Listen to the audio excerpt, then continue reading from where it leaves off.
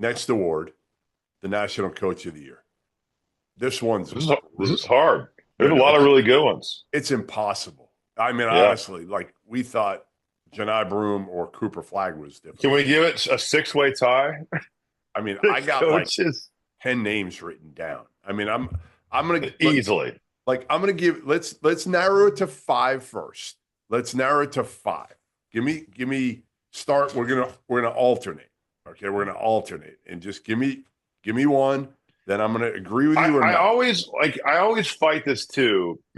How do you do it? How do you do it? Bruce Pearl has had a phenomenal year, but everyone thought his team would be good. So Yeah. he probably gets taken out, which is sad. I mean, Shire too. You have Cooper Flag, but those guys have done great jobs. You do more of It's like the guys that exceeding overachieve. expectations. Right. Yes, I think Overachievers. so. Okay. So and that probably takes Kelvin Sampson out of the mix for this, and he's Does. done a great job. I mean, that's like so. Todd Golden would be the first. Okay. All right. Let me give you one. All right. I agree with Yeah. Golden. Tom Izzo. Yes. Okay. Grant McCasland's probably in the mix for that. Yep. Rick Pitino. Yes. All right. We're going to disagree on the last one, I bet. See, but I mean, you could make a case for Dennis Gates. You could make a case for Greg Gard. Yep. You could make a case for Kevin Willard. Yep. Who am I leaving out here? Because I'm sure I'm leaving I out. got one. I got one that honestly I might give it to. And you're going to tell me I'm bananas for doing it. Okay. Well, okay. It's a coach who took over a program that won 9 games last year, has been irrelevant. Dusty May? Nope. They've been irrelevant for like the last 5 years. More than that, really. The last 7 or 8 years, they've been terrible. Absolutely terrible. He took over. He didn't retain a single player.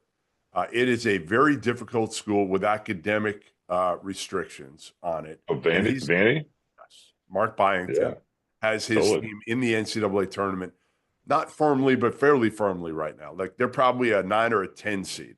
I just think in this day and age, and he doesn't have a lot of NIL. That's the other part. So like you go down the list. Okay, Rick Pitino's got a lot of NIL. Grant McCasland's got a ton of NIL. Todd Golden's got enough. Not at that level, but he's got a good amount of NIL. Izzo could if he wanted to, but he didn't hit the portal hard. Izzo's done an incredible job.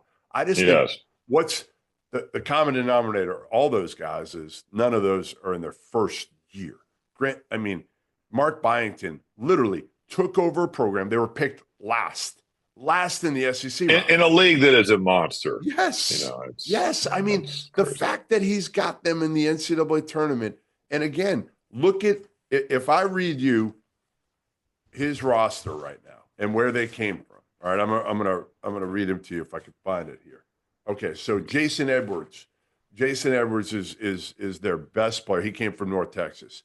Then you got the McLaughlin kid who came. Devin McLaughlin came from Boston College. Tyler Nickel came from Virginia Tech by way of North Carolina. Didn't play much. A.J. Hogard, well, from Michigan State. And then he brought Jalen Carey with him from James Madison. Those are his top 5 players.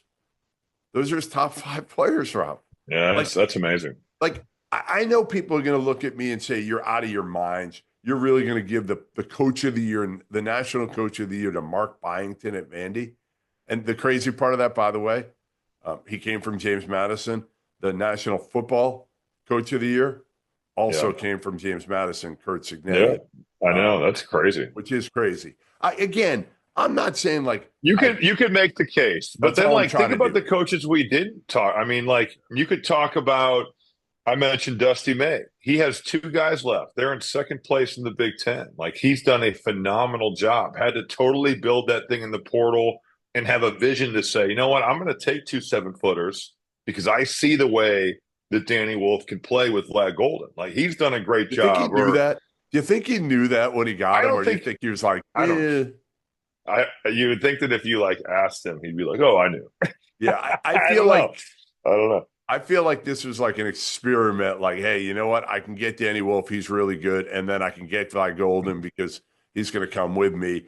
All right, let's see if they can play together. Yeah, and if they have to split time, they split time, but they've obviously found ways to work together. Exactly. We're also not even mentioning a guy like Ben McCollum or UC San Diego. Eric Olin. Eric Olin has done a great job. Like those jobs, all right, it's not like UC San Diego's been a powerhouse. Like that place, that's amazing the job that those two have done. Now they still have to win their conference tournament, which we'll talk about here in a second. But all right, so gun to your head, you have to pick one. I'm going Mark Byington. I've convinced myself through this call. I'm going to go Mark Byington. Did we say Dennis Gates? Because he deserves accolades. Yeah. He's in the mix. Okay. Yeah. He deserves accolades for his year. Who are you going with? I don't know, dude. You got to pick one here because we did National Player of the Year. We can't have like co-coaches of the year too. We can't bail. We can't bail on all these things. I'm not going to go with Byington, but I think he's had a great year. But I'm going to go with.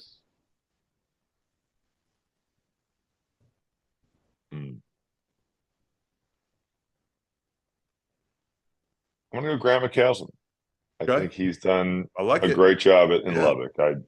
Just the way and especially the fact that they are a team that can score. We knew that his teams could defend at North Texas, but the fact that he's got the number 9 offense in college basketball, that's pretty impressive. I'm going to go with McCaslin. Count me as shocked that you didn't go with Izzo or guard or a Big Ten or even a Big East guy. Like this is the shocker of all shockers from you think I don't watch the SEC? 10?